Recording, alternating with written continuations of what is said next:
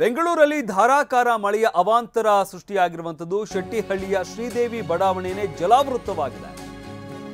ಬೆಂಗಳೂರಿನಲ್ಲಿ ಹಲವಾರು ಕಡೆ ಮಳೆಯಿಂದಾಗಿ ಸಾಕಷ್ಟು ಅವಾಂತರ ಸೃಷ್ಟಿಯಾಗಿದೆ. ಶೆಟ್ಟಿಹಳ್ಳಿಯ ಶ್ರೀದೇವಿ ಬಡಾವಣೆ ಜಲಾವೃತವಾಗಿದೆ. ಬಡಾವಣೆಯಲ್ಲಿ ಮನೆಗಳಿಗೆ ಮಳೆ ನೀರು ನುಗ್ಗಿದೆ.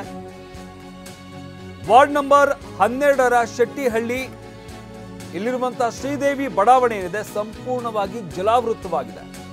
ಬಿಬಿಎಂಪಿ ವಿರುದ್ಧ ನಿವಾಸಿಗಳು ತೀವ್ರ ಆಕ್ರೋಶವನ್ನು ವ್ಯಕ್ತಪಡಿಸಿದ್ದಾರೆ.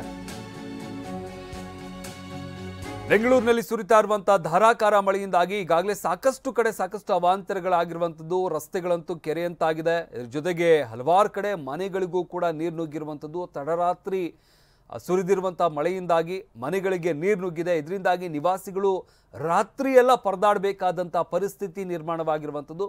ಅದೇ ರೀತಿಯಾಗಿ ಇಲ್ಲಿ ಗಮನಿಸ್ತಾ ಇದ್ದೀವಲ್ಲ, ಇದು ವಾರ್ಡ್ ನಂಬರ್ 12ರ ಶೆಟ್ಟಿಹಳ್ಳಿಯ ಶ್ರೀದೇವಿ ಬಡಾವಣೆ. ಇದು ಬಿಬಿಎಂಪಿ ವಿರುದ್ಧ ನಿವಾಸಿಗಳು ಆಕ್ರೋಶವನ್ನು ವ್ಯಕ್ತಪಡಿಸ್ತಾ ಇದ್ದಾರೆ. ಗಮನಿಸ್ತಾ ಇದ್ದೀವಲ್ಲ, ಇದು ಎಷ್ಟು ಮಟ್ಟಿಗೆ ನೀರು ನಿಂತಿದೆ ಅಂತ. ಇದನ್ನು ಹೊರಗಡೆ ಹಾಕೋದಕ್ಕೂ ಕೂಡ ಸಾಧ್ಯವಾಗೋದಿಲ್ಲ, ಯಾಕಂದರೆ ಆಲ್ಮೋಸ್ಟ್ ಹೊರಗಡೆ ಎಲ್ಲ ನೀರು ನಿಂತಿರುವಂಥದ್ದು.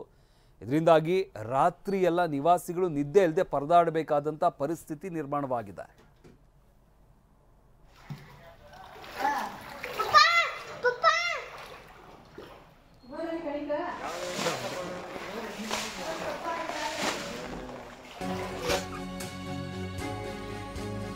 ಇನ್ನು ಯಲಹಂಕದ ಅಟ್ಟೂರಿನಲ್ಲೂ ಕೂಡ ಮನೆಗಳಿಗೆ ನೀರು ನುಗ್ಗಿದೆ.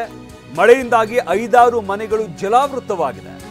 ನೀರು ನುಗ್ಗಿ ಮನೆಯಲ್ಲಿನ ಗೃಹೋಪಯೋಗಿ ವಸ್ತುಗಳಿಗೆ ಹಾನಿಯಾಗಿದೆ. ರಾತ್ರಿ ಎಲ್ಲ ಪರದಾಡಬೇಕಾದಂತ ಪರಿಸ್ಥಿತಿ ಇದೆ. ಮನೆಗಳಲ್ಲಿನ ನೀರನ್ನ ಹೊರಹಾಕೋದಕ್ಕೆ ಕುಟುಂಬಸ್ಥರು ಪರದಾಡ್ತಾ ಇದ್ದಾರೆ.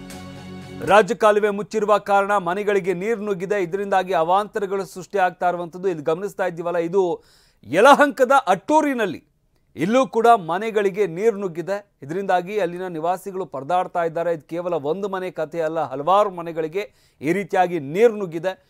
ಗಮನಿಸ್ತಾ ಇದ್ದೀವಿ ಯಾವ ರೀತಿಯಾಗಿ ಕುಟುಂಬಸ್ಥರು ಪಾಪ ಮನೆ ಒಳಗಿರುವಂಥ ನೀರನ್ನು ಹೊರಗಡೆ ಹಾಕ್ತಾ ಇದ್ದಾರೆ ಅಂತ. ಅಕಸ್ಮಾತ್ ಏನಾದರೂ ಮತ್ತೆ ಮಳೆ ಸ್ಟಾರ್ಟ್ ಆಯಿತು ಅಂತಂದರೆ ಎಷ್ಟು ನೀರನ್ನು ಹೊರಗಡೆ ಹಾಕೋದಕ್ಕೆ ಸಾಧ್ಯ, ಎಲ್ಲಿಗೆ ಹಾಕೋದಕ್ಕೆ ಸಾಧ್ಯ, ಇದೆಲ್ಲವೂ ಕೂಡ ಇಲ್ಲಿ ಗಮನಿಸಬೇಕಾಗಿರುವಂಥದ್ದು. ರಾಜಕಾಲುವೆಯನ್ನು ಮುಚ್ಚಿರುವ ಕಾರಣದಿಂದಾಗಿ ಈ ಭಾಗದಲ್ಲಿ ನೀರು ಮನೆಗಳಿಗೆ ನುಗ್ತಾ ಇದೆ ಅಂತ ಹೇಳಲಾಗ್ತಾ ಇರುವಂಥದ್ದು. ಸದ್ಯಕ್ಕೆ ರಾತ್ರಿ ಎಲ್ಲ ನಿವಾಸಿಗಳು ಪರದಾಡಬೇಕಾದಂತಹ ಪರಿಸ್ಥಿತಿ ಇದೆ.